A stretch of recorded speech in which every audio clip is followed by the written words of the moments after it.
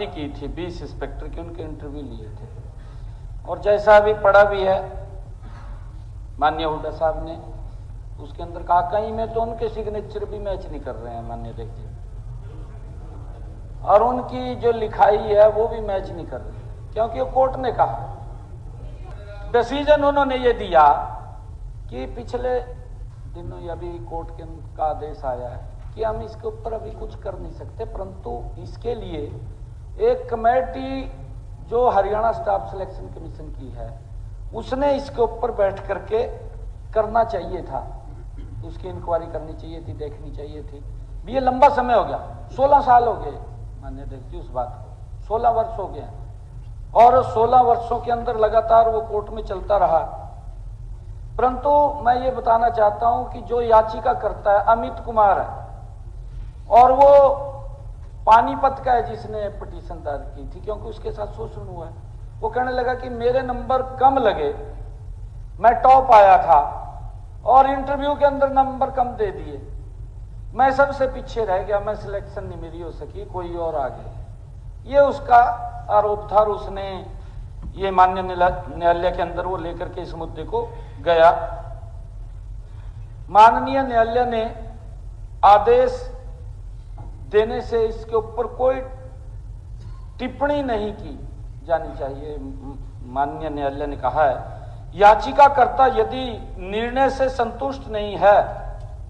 तो अपील करना उसका कानूनी अधिकार है,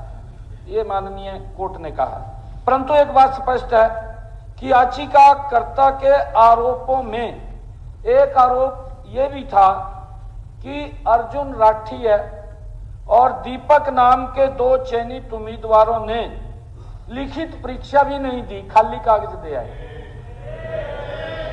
ये माननीय न्यायालय ने कहा। अगर माननीय ये व्यवस्था की बात है और अगर किसी के साथ कोई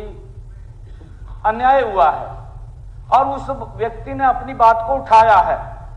माननीय कोर्ट ने उसके ऊपर टिप्पणी दी है, मैं उस टिप्पणी की बात कर रहा हूं माननीय नहीं, मैं ये बता रहा हूं जी माननीय अध्यक्ष जी, जो ये अमित कुमार का लड़का था जो कोर्ट में गया है, माननीय न्यायालय ने याचिकाकर्ता के सारे आरोपों की जांच के लिए एक 3 सदस्यीय कमेटी भी बनाई है, वो इसी में लिखा हुआ है जी। कमेटी ने अपनी रिपोर्ट में इंप्रेशन के इस आरोप पर एससीएस ने उन्हें कहा कि लिखित परीक्षा की अटेंडेंस सीट अब उपलब्ध नहीं है, क्योंकि उन्होंने जब कहा 16 साल हो गए, उनकी जिन्होंने साइन किए थे वो भी नहीं है उसके अंदर अटेंडेंस सीट, वो भी नहीं है। ये भी इतना लंबा समय नहीं रख सकते माननीय अध्यक्ष जी, और इसलिए इसकी जांच के लिए उन दोनों की हैंड राइटिंग का सैंपल लेकर उत्तर पुस्तिका में दर्ज लिखाई का फोरेंसिक मिलान किसी स्पेशलाइज्ड एजेंसी द्वारा किया जाना चाहिए, ये उसके अंदर कहा। माननीय अध्यक्ष जी इस पर अपने निर्णय में लिखा कि कोर्ट इन्वेस्टिगेटिंग एजेंसी का काम नहीं कर सकती। माननीय कोर्ट ने कहा कि हम इन्वेस्टिगेट नहीं, उन्होंने फैसला सुना दिया भी कहीं गलत हुआ है, उन्होंने गलत हुआ भी एजेंसी कोई बने वो इसकी जांच करे, और स्टाफ सिलेक्शन कमीशन के पास तथ्यों की जांच करवाने की स्वतंत्रता। Please don't tell me. Staff selection commission के पास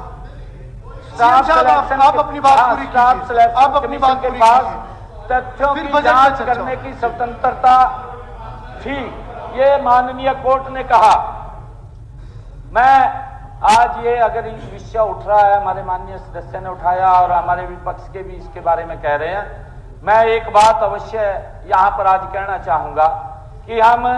एजी से इसकी राय लेंगे, एजी से राय लेंगे। यदि कोर्ट के निर्णय की अनुपालना में हरियाणा स्टाफ सिलेक्शन कमीशन मामले की जांच किसी स्पेशलाइज्ड एजेंसी से करवा सकता है तो सरकार उसे तुरंत सेवाएं उपलब्ध कराने के लिए तैयार है।